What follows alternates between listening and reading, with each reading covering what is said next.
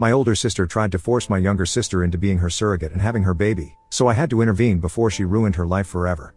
When I confronted her with evidence, she broke down crying and admitted the real reason behind. I've been lurking on this site for months but never posted anything before. I'm not sure if this is the right place, but I need advice because I'm watching something happen that makes my stomach turn and I don't know what to do about it. I'm Rachel, 26F, and I have two sisters. There's Diana, 32F, who's the oldest, and Emma, 20F, who's the youngest. Diana has always been the type who expects everyone to fall in line with whatever she wants. When we were kids, she would decide what games we played, what TV shows we watched, even what we ate for dinner if our parents let her. Emma and I learned early on that it was easier to just go along with Diana than to fight her on everything. Emma is completely different from Diana. She's always been quiet and goes out of her way to avoid conflict. In high school, she would give up her weekend plans if Diana needed a ride somewhere or wanted to borrow her clothes. Our parents used to say Emma was just being a good sister, but I could see it wasn't really about being good. Emma was scared of making Diana angry. The dynamic between them got worse after our parents died in a car accident 3 years ago. Diana was already married by then and living in her own house, but Emma was still in high school. Diana convinced Emma to move in with her and her husband instead of going to live with our aunt like our parents had wanted. Diana said it would be better for Emma to stay close to family, but really she just wanted control over Emma's life. Diana has been trying to get pregnant for almost 3 years now. She and her husband Marcus, 34M, started trying right after they got married. At first everything seemed normal. Diana would make jokes about how she was going to be such a great mom and how she couldn't wait to have a little mini-me running around. But months went by and nothing happened. After the first year, Diana started seeing doctors. She went to specialist after specialist, trying to figure out what was wrong. Marcus got tested too.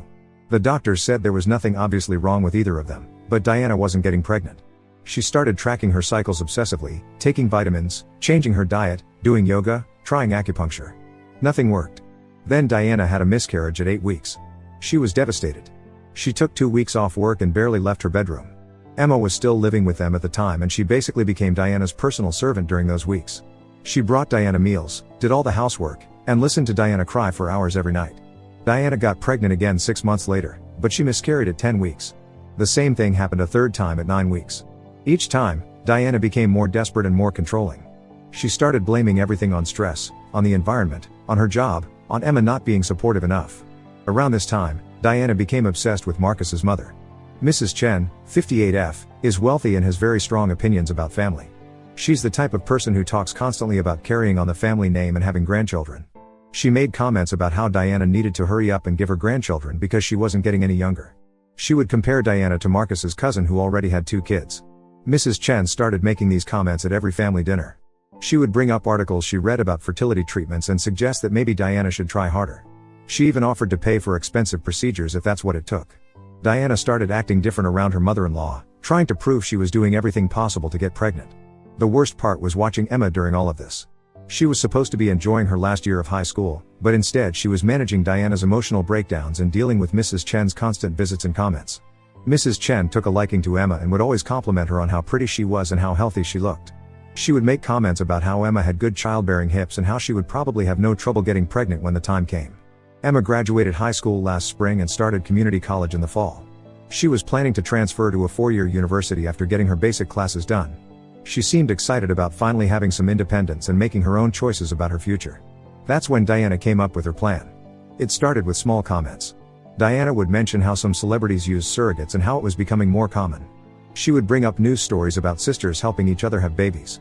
She started talking about how amazing it would be if someone in the family could help her and Marcus have a child. Then the comments became more direct. Diana started telling Emma how lucky she was to be young and healthy. She would say things about how Emma's body was perfect for carrying a baby and how she wished she could be young again. She started asking Emma questions about whether she ever thought about pregnancy and what she thought it would be like. Emma would get this look on her face during these conversations. She would nod and smile, but her shoulders would get tense and she would start playing with her hair, which is something she does when she's nervous. She would try to change the subject, but Diana always brought it back to pregnancy and babies. The direct ask came 2 months ago. Diana sat Emma down and explained that she and Marcus had been thinking about surrogacy. She said they had looked into agencies, but the process was expensive and complicated. She said it would mean so much more if someone in the family could help them. She asked Emma to consider being their surrogate. Emma didn't say no immediately, which I think surprised Diana. Instead, she asked for time to think about it. Diana said of course, but then she started bringing it up every few days. She would mention how much it would mean to her and Marcus. She would talk about how Mrs. Chen was getting impatient and how much pressure she was under to have a baby soon. Emma started looking different after these conversations. She would stare at herself in the mirror for long periods.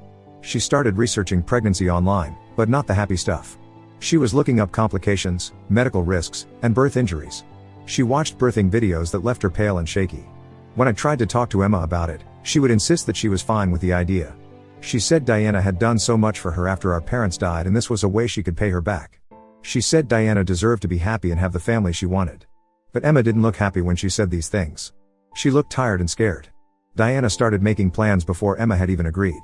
She talked about Emma moving back into their house during the pregnancy so Diana could make sure she was eating right and taking care of herself. She mentioned that Emma would need to stop going to school during the pregnancy because stress wasn't good for the baby. She said Emma could go back to school after the baby was born. Emma started having panic attacks.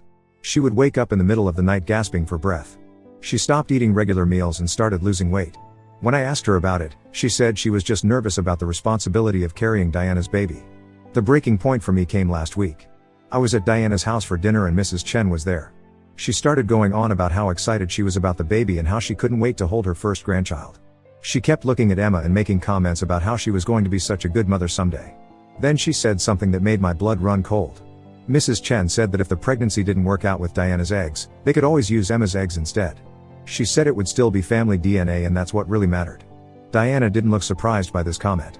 She nodded and said they had discussed all the options with their doctor. Emma went to the bathroom right after that and didn't come back for 20 minutes. When she finally returned, her eyes were red and she looked sick. She barely spoke for the rest of the evening. That's when I realized this wasn't just about surrogacy anymore.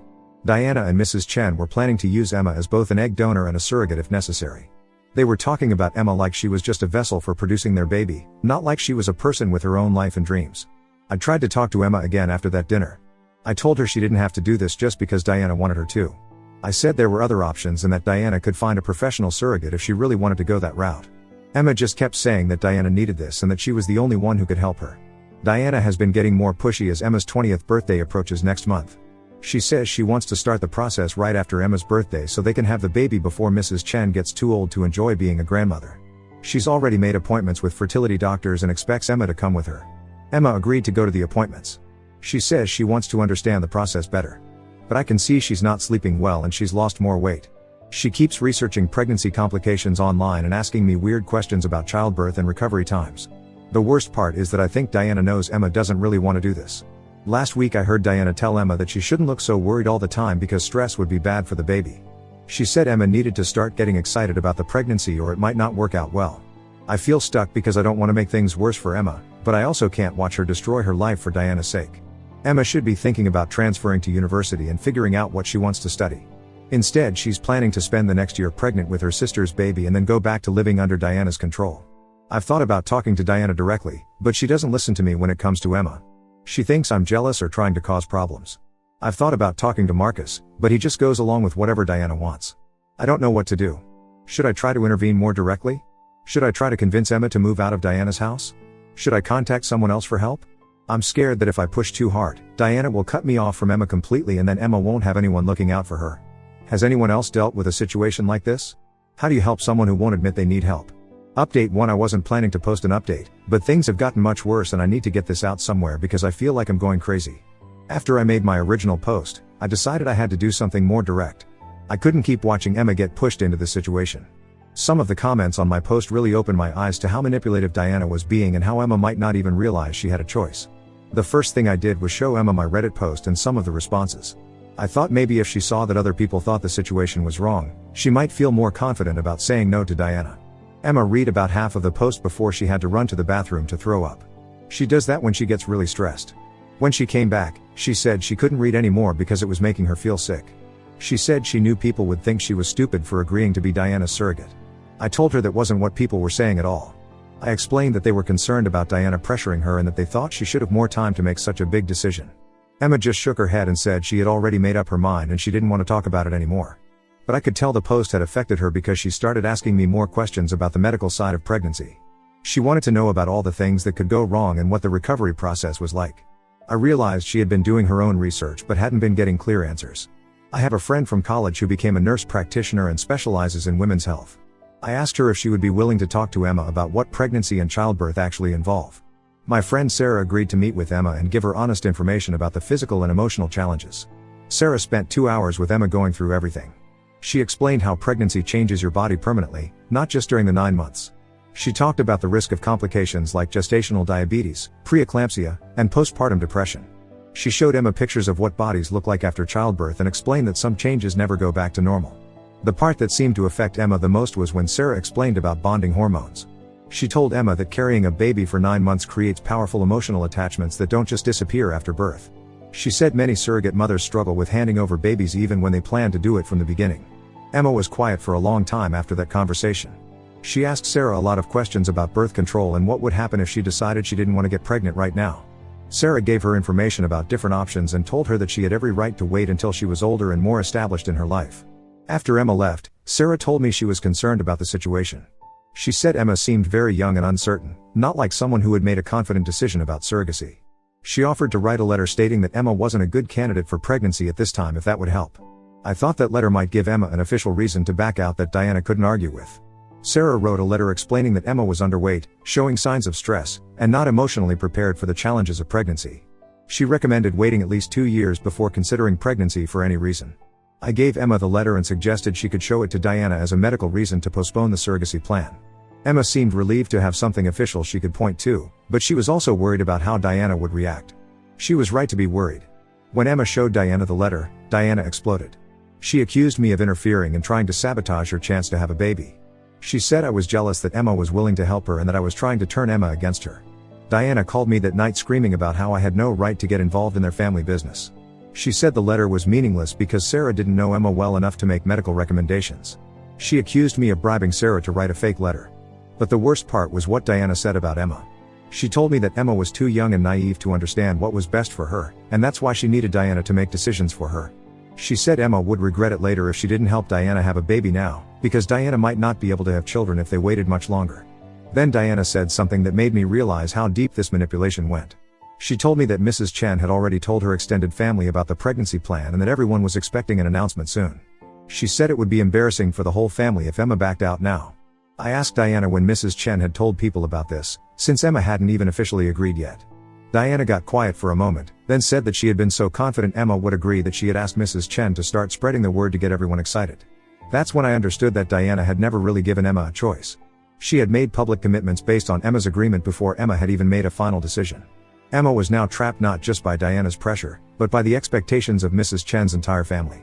I tried to explain this to Emma, but she was already spiraling into panic mode. She said she couldn't disappoint everyone now that they were all expecting her to have Diana's baby. She said she would look selfish and ungrateful if she changed her mind. Emma started having panic attacks almost daily after that. She would wake up gasping and sweating in the middle of the night. She stopped going to her college classes because she couldn't concentrate. She spent hours staring at herself in mirrors, touching her stomach and crying. Diana noticed Emma's panic attacks but interpreted them as excitement about the pregnancy. She started making more concrete plans. She found a fertility clinic that would work with them and made appointments for all the initial testing. She started planning Emma's room in their house and talking about maternity clothes. The breaking point came when Diana announced that she had quit her job to focus on preparing for the baby. She said she wanted to be available to take care of Emma during the pregnancy and that they didn't need her income anymore because Mrs. Chen was going to support them financially during this time. When I heard that Diana had quit her job, I realized she was burning bridges to make it harder for Emma to back out. If Emma changed her mind now, Diana would be unemployed and would have disappointed Mrs. Chen after accepting her financial support. I decided I had to confront Diana directly, even though I knew she wouldn't want to hear what I had to say. I prepared for the conversation by writing down all the points I wanted to make so I wouldn't get distracted by her attempts to manipulate the discussion. I went to Diana's house when I knew Marcus would be at work and Emma would be at school. I wanted to talk to Diana alone so she couldn't use Emma's presence to avoid the conversation. The conversation didn't go the way I expected. Instead of getting angry immediately, Diana started crying as soon as I brought up my concerns about Emma. She broke down completely and admitted that she was scared Mrs. Chen would cut them off financially if they didn't produce a grandchild soon. Diana told me that Mrs. Chen had been making comments about how maybe Marcus should have married someone who could give her grandchildren. She said Mrs. Chen had started mentioning other young women in their community who were married and already had babies. Diana was terrified that Mrs. Chen would convince Marcus to leave her if she couldn't get pregnant. This was the first time I had seen Diana vulnerable like this. Usually she was so controlling and confident, but the pressure from Mrs. Chen had broken her down. She admitted that she knew Emma didn't really want to be a surrogate, but she felt like she was out of options. I realized that Diana was also a victim in this situation, even though she was victimizing Emma. Mrs. Chen was manipulating Diana the same way Diana was manipulating Emma, just with different tactics. But understanding Diana's situation didn't make me feel better about what was happening to Emma. If anything, it made me more worried because it meant Diana was getting more desperate and would probably push Emma even harder. I tried to suggest alternatives to Diana. I brought up using a professional surrogate or waiting longer to see if she could get pregnant naturally. I even suggested that maybe Marcus needed to stand up to his mother and set some boundaries about her involvement in their reproductive choices. Diana rejected all of these suggestions. She said they couldn't afford a professional surrogate even with Mrs. Chen's help. She said she was too old to wait longer. And she laughed bitterly when I mentioned Marcus standing up to his mother. She said Marcus would never go against his mother's wishes because he was too dependent on her financially. That's when Diana told me something that changed everything. She said the fertility clinic had already done preliminary testing on her eggs and found that most of them weren't viable for IVF. The doctor had recommended using donor eggs if they wanted to try in vitro fertilization. Diana said she would be open to using donor eggs as long as the donor was someone close to her genetically. Since Emma was her sister, using Emma's eggs would be the next best thing to using her own. The plan was to try IVF with Diana's eggs first, but if that didn't work, they would use Emma's eggs. But here's the part that made my stomach drop. Diana said that if they used Emma's eggs, they would probably have Emma carry the baby too, because it would be easier legally and emotionally if the biological mother was also the gestational mother. I realized that Diana had been planning all along to use both Emma's eggs and her body. The whole surrogacy story was just the first step in getting Emma to agree to essentially give Diana and Marcus a baby that would be biologically Emma's child. When I pointed out that this would make Emma the biological mother of the baby, Diana got defensive. She said genetics didn't matter as much as who raised the child. She said since she and Marcus would be the ones taking care of the baby, they would be the real parents regardless of whose egg was used. I left Diana's house feeling sick. The situation was so much worse than I had originally thought. Diana wasn't just asking Emma to be a surrogate. She was planning to take Emma's biological child and raise it as her own. I knew I had to tell Emma about this conversation, but I was scared it would push her over the edge. She was already having panic attacks and barely sleeping. Learning that Diana was planning to use her eggs might completely break her. But Emma had a right to know what she was really agreeing to. When I told her about my conversation with Diana, Emma went completely silent. She didn't cry or get upset. She just stared at the wall for about 10 minutes without saying anything. Finally, Emma asked me if I thought Diana had been planning this from the beginning. I told her I thought Diana had probably started with the surrogacy idea and then added the egg donation when she found out her own eggs weren't viable. Emma nodded slowly and said she needed some time to think. She asked me not to say anything to Diana about our conversation because she wanted to figure out what to do first. That was a week ago and Emma hasn't made any decisions yet. She's still going to her appointments with Diana and hasn't told her she knows about the egg donation plan. But she's gotten even quieter and more withdrawn. She's barely eating and I'm worried she's going to make herself seriously sick. I don't know what to do next. I feel like I've made things worse by getting involved, but I couldn't just watch this happen without trying to help. Emma is still planning to go through with some version of Diana's plan, but now she knows it might involve giving up her biological child instead of just carrying Diana's baby. I'm scared that Emma is going to agree to this because she feels like she's already committed and can't back out. I'm also scared that if she does back out, Diana will blame me and cut me off from both of them. Has anyone else dealt with family members who manipulate each other like this? How do you help someone when the person hurting them is also someone they love? Update 2: I need to update this situation because everything has changed and not in the way I expected. I'm still processing what happened and I'm not sure how I feel about the outcome. After my last update, Emma went quiet for about 2 weeks. She stopped answering my calls and texts. When I went to Diana's house to check on her, Diana said Emma was fine but needed space to prepare for the fertility treatments. Diana seemed different too, more anxious and snappy than usual. I found out later that Emma had been doing her own research during those 2 weeks. She wasn't just looking up pregnancy complications anymore. She was researching egg donation, parental rights, and surrogacy laws. She was also looking into college transfer options and apartment rentals, which gave me hope that she was thinking about getting out of the situation. But Emma surprised me by calling Diana and asking to move up the timeline for starting the fertility process. She said she wanted to get the preliminary testing done right away, even before her planned spring break trip. Diana was thrilled and immediately started making appointments. I was confused by Emma's sudden eagerness until she explained her reasoning to me. She said she was scared that if they waited longer, Diana might change her mind about the whole thing or find someone else to help her. Emma wanted to lock in the arrangements while Diana was still focused on her as the solution. This didn't make sense to me at first. Why would Emma be worried about Diana finding someone else when she had been trying to get out of the situation? But Emma explained that she had realized something during her research period. Emma had figured out that no reputable fertility clinic would allow her to be Diana's surrogate under the current circumstances. She was too young, had no children of her own, was clearly being pressured by family, and had obvious signs of stress and anxiety about the process. Any clinic doing proper screening would reject her as a surrogate candidate. Emma had also learned that if Diana and Marcus tried to do artificial insemination at home without medical supervision, it would be dangerous and probably illegal depending on how they obtained the sperm. Emma realized that Diana's backup plan might involve putting her in an unsafe situation. But here's where Emma got clever in a way that surprised everyone. When they went for their first consultation at the fertility clinic, Emma made sure to be completely honest about her concerns and reservations. She told the doctor that she felt pressured by family expectations and wasn't sure she was emotionally ready for the process. She mentioned her panic attacks and weight loss. Just as Emma had predicted, the doctor recommended against using her as a surrogate. But then Emma suggested an alternative that caught Diana off guard. Emma told the doctor that she would be willing to donate eggs to Diana if Diana wanted to carry the baby herself. She said this would solve the genetic concern while allowing Diana to experience pregnancy and bonding with the baby during gestation. Diana's immediate reaction was to say that her own uterus might not be able to carry a pregnancy successfully since she had already had 3 miscarriages. But the doctor explained that egg quality was often the issue in early miscarriages, not uterine problems. Using younger, healthier eggs might actually give Diana a better chance of carrying a pregnancy to term. Emma kept pushing this alternative. She pointed out that if Diana carried the baby, no one would question whether Diana was the real mother. She mentioned that Mrs. Chen and the extended family would see Diana as the mother if she was the one who was pregnant and gave birth. Then Emma said something that clearly hit Diana where it hurt. She asked Diana whether she was sure she wanted Emma walking around Diana's house pregnant for 9 months, getting attention from Marcus and Mrs. Chen, and being treated like the important person in the family. Emma also pointed out that if Emma carried the baby, especially if it was Emma's biological child, people might always think of it as Emma's baby who was being raised by Diana.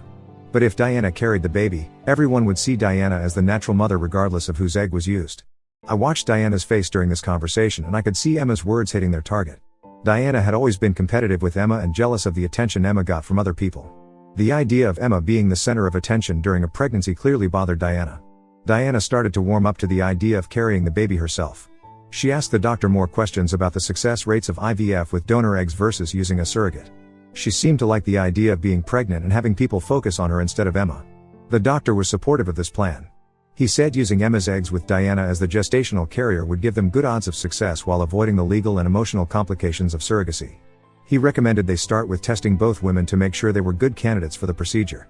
Diana agreed to this plan, and I think she was actually excited about it.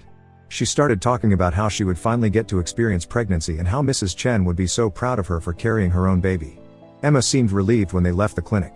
For the first time in months, she looked relaxed and was making jokes about things. She even ate a full meal that night, which I hadn't seen her do in weeks. But I was worried about the long-term implications of this plan. I tried to talk to Emma about what it would be like to have her biological child raised by Diana. I asked her if she had thought about how she would feel watching Diana raise her genetic child and whether she might regret this decision later. Emma's response surprised me. She said she had thought about it a lot and decided that giving Diana her genetic child was better than giving Diana her body for 9 months. She said she could live with Diana raising her biological child, but she didn't think she could survive being pregnant under Diana's control. Emma also pointed out that this arrangement would free her to transfer to a 4-year university and get on with her life. She said she had already started the application process for fall admission and was planning to move out of Diana's house over the summer. The process moved quickly after that. Within 3 weeks, both Emma and Diana had completed their medical and psychological evaluations. Emma's tests showed she was an excellent candidate for egg donation. Diana's tests showed that she was physically capable of carrying a pregnancy, though her egg quality was poor as expected. They started Emma on hormone treatments to prepare for egg retrieval. Emma handled the medications well and didn't seem to have any major side effects. Diana started preparing her body for embryo transfer. But something changed in Diana's attitude during this process. She became obsessed with controlling every aspect of Emma's preparation. She started monitoring Emma's diet and exercise routine. She made rules about what Emma could and couldn't do while she was on the fertility medications. Diana also started making comments about how the baby would still be partially Emma's and how that made Emma special in the family. She would say things about how the baby would probably look like Emma and how wonderful it was that they were doing this together. These comments made Emma uncomfortable. She had been thinking of the egg donation as a medical procedure that would help Diana, but Diana was making it sound like they would be co-parenting the child. Emma started to worry that Diana expected her to be involved in raising the baby even after it was born. The situation came to a head when Diana suggested that Emma should move back into their house after the baby was born to help take care of her genetic child. Diana said it would be natural for Emma to want to be involved in the baby's life and that it would be good for the child to have both mothers around. Emma realized that Diana still saw this as a way to control her life long term. Diana wasn't just planning to use Emma's eggs, she was planning to use the baby as a way to keep Emma tied to the family permanently. When Emma tried to set boundaries about her involvement after the baby was born, Diana got upset. She accused Emma of being selfish and not caring about the child's best interests. She said Emma couldn't just donate eggs and then walk away from her responsibilities as the biological mother. This conflict escalated quickly. Emma told Diana that she was planning to transfer to a university in another state and wouldn't be available to help raise the baby. Diana said Emma couldn't make that decision without considering how it would affect the child and the family. I got pulled into this argument when Diana called me demanding that I talk sense into Emma. Diana said Emma was being immature and didn't understand the commitment she was making. She wanted me to convince Emma to stay local and remain involved in the baby's life. But I supported Emma's decision to transfer schools and build her own life. I told Diana that Emma had the right to make her own choices about her future and that she shouldn't be expected to structure her entire life around Diana's family planning. Diana accused me of turning Emma against her and undermining their family relationship. She said I was jealous that she and Emma were doing something important together and that I was trying to sabotage their bond. The final confrontation happened when Emma told Diana she wanted to postpone the egg retrieval procedure until after she had transferred to university and gotten settled in her new life. Emma said she needed time to think about whether she was making the right decision. Diana panicked. She had already told Mrs. Chen and the extended family that they were starting the fertility process. She had quit her job and restructured her life around getting pregnant. She couldn't handle the idea of Emma changing her mind at this point. Diana tried everything to pressure Emma into going through with the procedure immediately. She brought up their dead parents and how disappointed they would be if Emma didn't help her sister. She talked about how much money they had already spent on the process. She even had Mrs. Chen call Emma to guilt her about letting the family down. But Emma had changed during these months of pressure and manipulation. She wasn't the same scared, passive person who had agreed to be Diana's surrogate. She had learned to research her options, set boundaries, and stick to her decisions even when people were angry with her. Emma told Diana that she needed to take a break from the fertility process and from living in Diana's house. She said she loved Diana but couldn't make major life decisions while she was under so much family pressure. Diana's response was to cut Emma off completely. She told Emma that if she wasn't willing to help family when it mattered, then she wasn't really part of the family anymore. She said Emma was selfish and ungrateful and that she didn't want to see her until she came to her senses. Emma moved out of Diana's house last week. She's staying with me temporarily while she finalizes her university transfer and finds housing near her new school. She seems lighter and more like herself than she has in months. But I know this situation isn't really resolved. Diana is still desperate to have a baby and still under pressure from Mrs. Chen. Emma still feels guilty about not helping her sister, even though she knows she made the right choice for herself. I don't know if Diana and Emma will ever repair their relationship. Right now Diana sees Emma as someone who betrayed her when she needed help most. Emma sees Diana as someone who is willing to sacrifice Emma's entire future for her own desires. The saddest part is that I think Diana really does love Emma, but she loves her in a controlling, possessive way that doesn't respect Emma's autonomy. And Emma loves Diana too, but she finally learned that love doesn't mean sacrificing yourself completely for someone else. I'm proud of Emma for standing up for herself, but I'm also sad that it cost her relationship with Diana. I hope someday they can find a way to have a healthier relationship, but right now they both need space to figure out who they are without this dynamic. Final update: this will be my last update on this situation. I'm writing this mostly for closure and to let people know how things ended up, though I'm not sure anyone will find this ending satisfying. Emma started at her new university 6 weeks ago. She's majoring in social work, which makes sense given everything she's been through. She says she wants to help other people who are stuck in manipulative family situations. She's doing well academically and has made friends in her dorm. For the first time since our parents died, Emma seems to be living her own life instead of arranging it around other people's needs. Diana's situation got worse after Emma left. Without Emma as a potential egg donor, Diana had to face the reality that her options for having a biological child were limited and expensive. Mrs. Chen's patience ran out when she learned that Emma had backed out of the arrangement. Mrs. Chen blamed Diana for not being able to manage her own family and questioned whether Diana was really committed to giving her grandchildren. She started making comments about how maybe Marcus should consider other options for building a family, which Diana interpreted as threats about their marriage. The pressure from Mrs. Chen intensified when Marcus's cousin announced her third pregnancy. Mrs. Chen started making direct comparisons between the cousin and Diana, pointing out that the cousin was younger when she started having children and had never needed fertility assistance. Diana became desperate enough to contact me several times asking if I could convince Emma to reconsider the egg donation. She offered to compromise by letting Emma donate eggs without any expectation of ongoing involvement in the child's life. She even offered to pay Emma, which showed how far she had moved from her original position that family should help family without compensation. I refused to pressure Emma and told Diana she needed to respect Emma's decision. Diana accused me of destroying her chance at motherhood and said I would regret it when she and Marcus divorced because they couldn't have children. But that's not what happened. Marcus finally reached his limit with his mother's interference. The breaking point came when Mrs. Chen suggested that maybe Diana should consider divorce so Marcus could marry someone who could give him children easily. Marcus told his mother that her comments were unacceptable and that she needed to stop interfering in their marriage. Mrs. Chen didn't take this well. She threatened to cut off financial support if Marcus didn't start taking her advice more seriously. She said she had invested too much in their future to watch them waste opportunities for grandchildren. Marcus surprised everyone by telling his mother that they would rather struggle financially than live under her control. He got a second job to replace the income they had been receiving from Mrs. Chen. He also started going to counseling with Diana to work through the stress and pressure they had been under. The counseling helped Diana realize how much damage she had done to her relationship with Emma. She started to understand that her desperation for a baby had caused her to treat Emma like a resource instead of a person. She wrote Emma a long letter apologizing for the pressure and manipulation. Emma didn't respond to the letter immediately. She needed time to process Diana's apology and figure out whether she wanted to rebuild their relationship. When she finally called Diana, their conversation was awkward but civil. Diana asked Emma if there was any chance they could have a relationship without the fertility issues being part of it. Emma said she was willing to try but that she needed Diana to accept that Emma's life decisions were not up for family discussion or approval. They started talking on the phone once a week. The conversations were careful and surface level at first, but they gradually became more natural. Diana told Emma about the counseling and how she was learning to set boundaries with Mrs. Chen.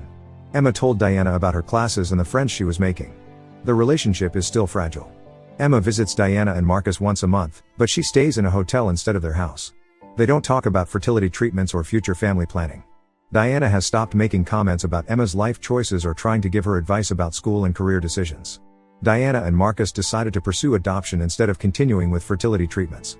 They realized that their focus on having a biological child had been causing them to overlook other ways of building a family. The adoption process is going slowly, but they seem more relaxed and happier than they were during the fertility treatment period. Mrs. Chen was not supportive of the adoption decision. She made comments about how adopted children aren't real family and how disappointed she was that Marcus wasn't carrying on the family bloodline. Marcus finally told his mother that her opinions about their family planning were no longer welcome and that she needed to respect their choices or limit her contact with them. Mrs. Chen chose to limit contact. She still sees Marcus and Diana occasionally, but the relationship is much more distant.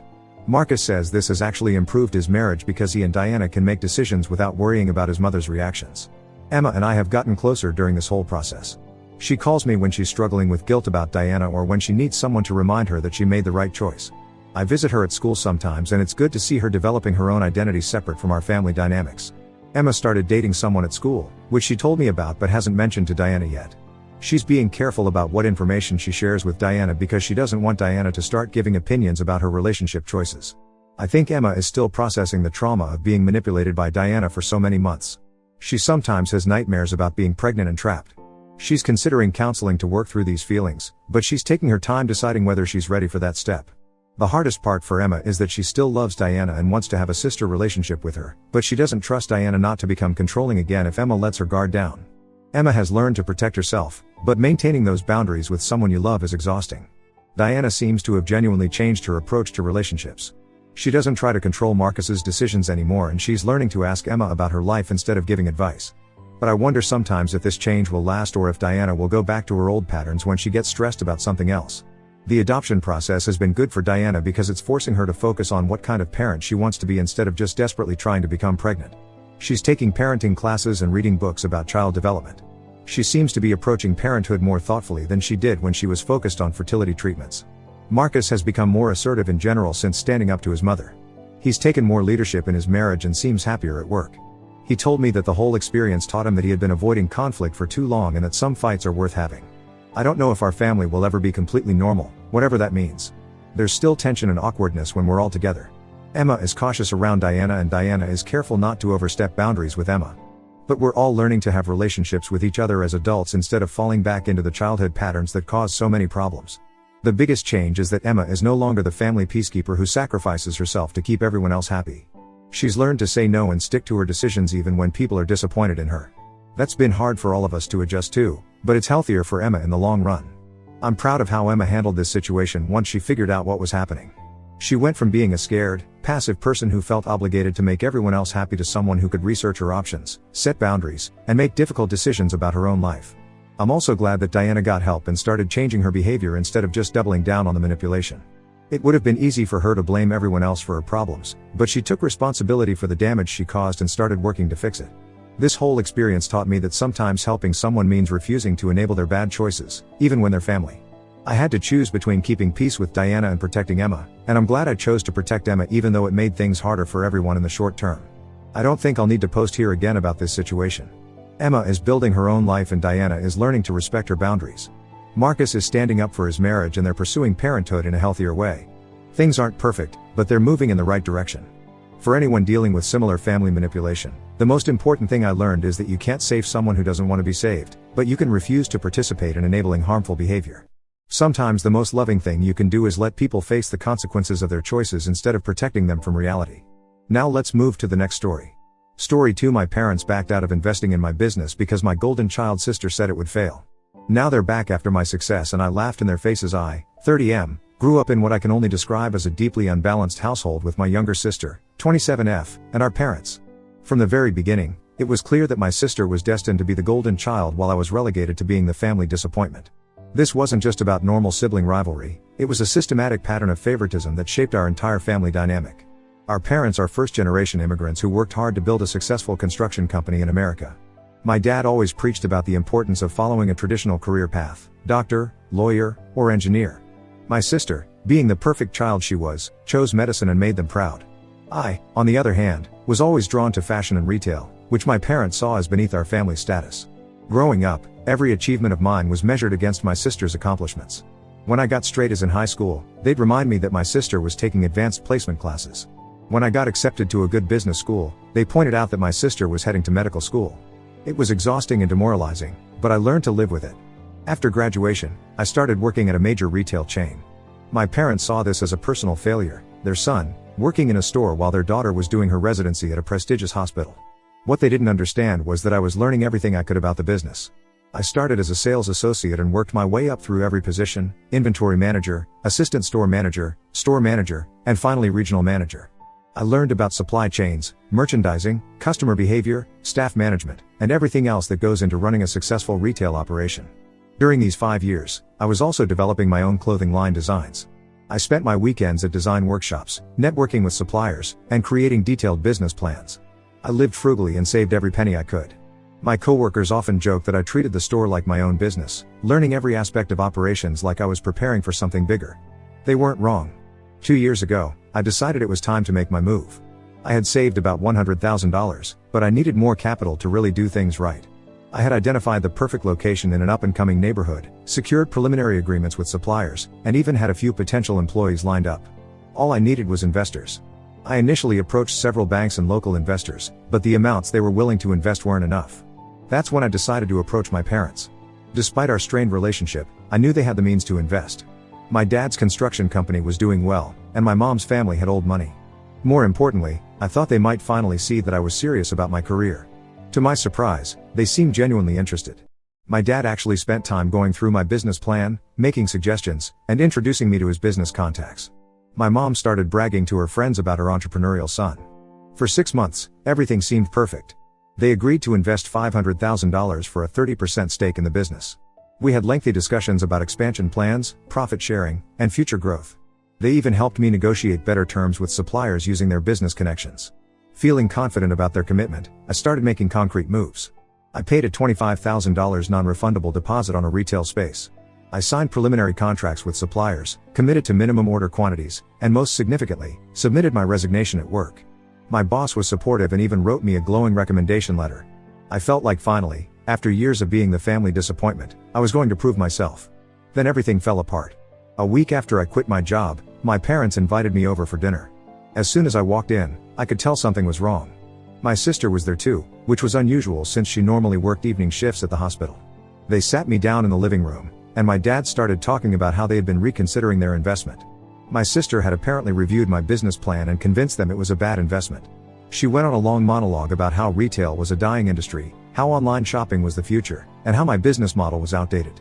Keep in mind, this is coming from someone who has never worked a day in retail and whose entire business experience consists of running a private medical practice for less than a year.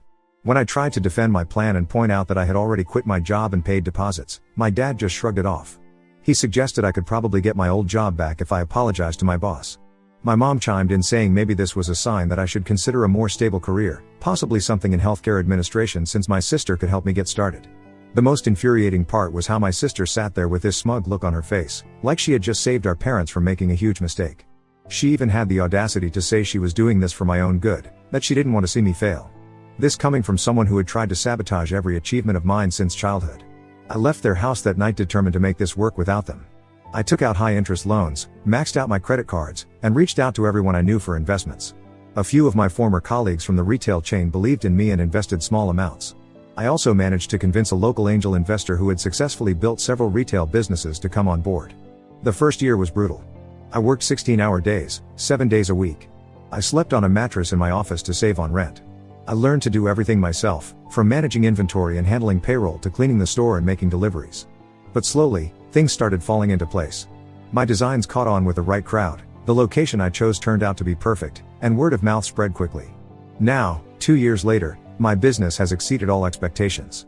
We have 3 successful locations, a thriving online store, and plans to expand to 2 more cities next year. Our revenue has grown by 300% since we started, and we're actually turning down potential investors because we don't need the capital. Last week, my parents showed up at my flagship store unannounced. They walked around like they owned the place, commenting on how impressed they were with everything. Then they dropped the real reason for their visit: they wanted to invest now. They offered twice what they had originally promised, saying they had always believed in me and were proud of my success. I laughed in their faces and told them to leave. My dad got angry and started lecturing me about respecting my elders, while my mom cried about how success had changed me and made me arrogant. My sister called me that evening to lecture me about how I was being stubborn and should give them another chance because family is family. I blocked all their numbers and instructed security not to let them into any of my stores. My business is thriving without their support, and I don't need their money or their fake pride now. They had their chance to be part of my success story, but they chose to listen to their golden child instead. Now they can watch my success from the sidelines. Update 1: the past 2 weeks have been absolute chaos since my last post. After I blocked my family's numbers and banned them from my stores, they've taken their campaign against me to a whole new level. What started as simple family drama has evolved into a full-blown smear campaign in our community. My sister, leveraging her position as a respected doctor, has been particularly active in trying to destroy my reputation. She's been going to all our family friends, community gatherings, and social events, telling everyone how I've let success go to my head and abandon our family values. She's even reached out to some of my high school friends on social media, spreading stories about how I've changed and become money obsessed. But here's where things get interesting. Yesterday, I had lunch with Luke, an old family friend who works as a senior manager at my dad's construction company. He revealed the real reason behind my parents' sudden interest in investing in my business, and it's not what they've been telling everyone. According to Luke, my dad's construction company has been struggling severely for the past year. They've lost 4 major contracts to competitors in the last 6 months alone. 2 of these were government contracts they'd held for over a decade. Their profit margins have shrunk from 25% to barely 8%, and they've had to lay off nearly 30% of their workforce. My dad has been putting on a brave face in public, but behind closed doors, they're desperately looking for ways to diversify their investments. The biggest revelation came when Luke told me about my sister's role in all of this. Remember how she was so against my business 2 years ago, calling retail a dying industry? Well, it turns out she recently lost over $800,000 in a cryptocurrency investment scheme. She had convinced several of her doctor colleagues to invest with her, promising them incredible returns. Now she can't pay them back, and there are whispers about potential legal action. She was the one who suggested to our parents that they should try to get a piece of my business now. The same person who torpedoed my original business plan is now desperate to be part of it. The irony would be hilarious if it wasn't so infuriating. My parents have been relentless in their attempts to contact me.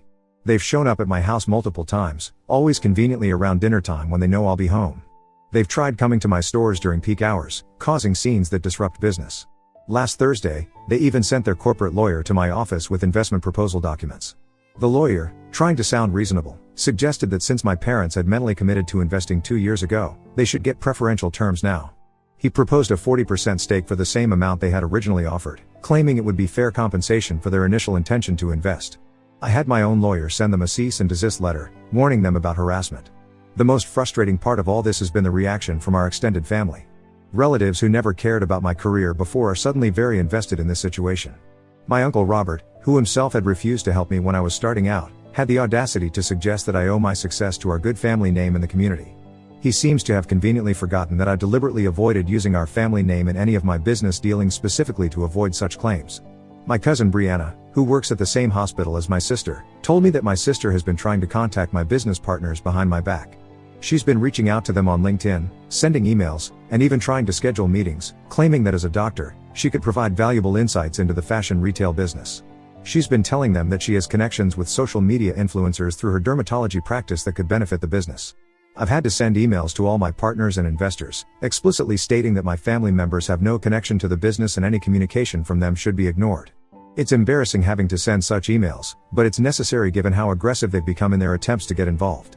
The whole situation has started affecting my daily operations.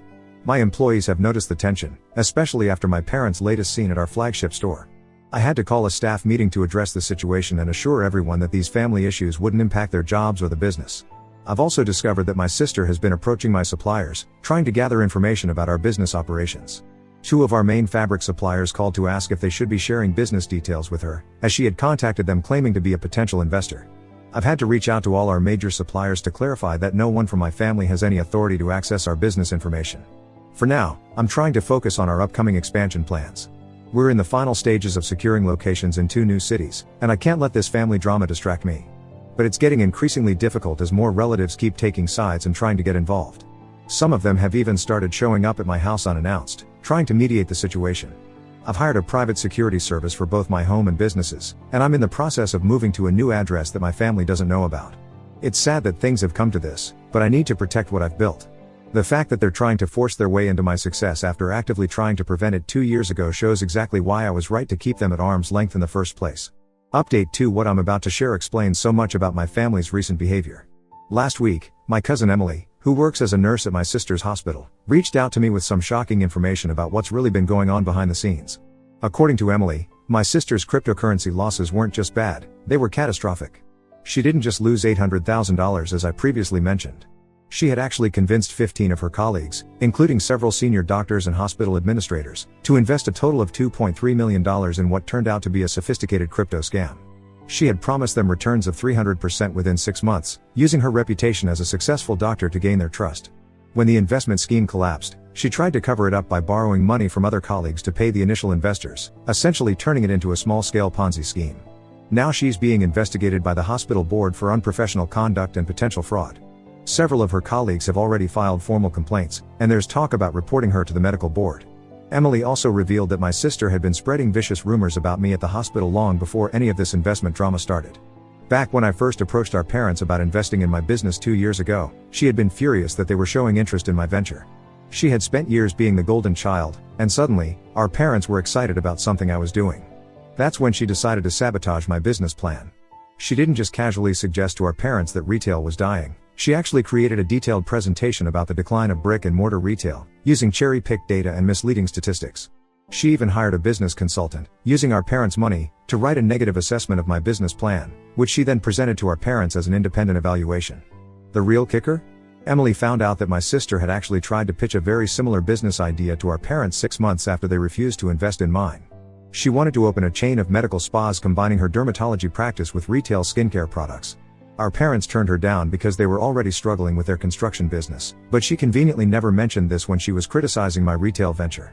Speaking of our parents' business, things are much worse than I initially thought. Through some business contacts, I learned that their company is facing 6 different lawsuits from contractors who weren't paid for completed work. They're also under investigation for allegedly using substandard materials on a government project.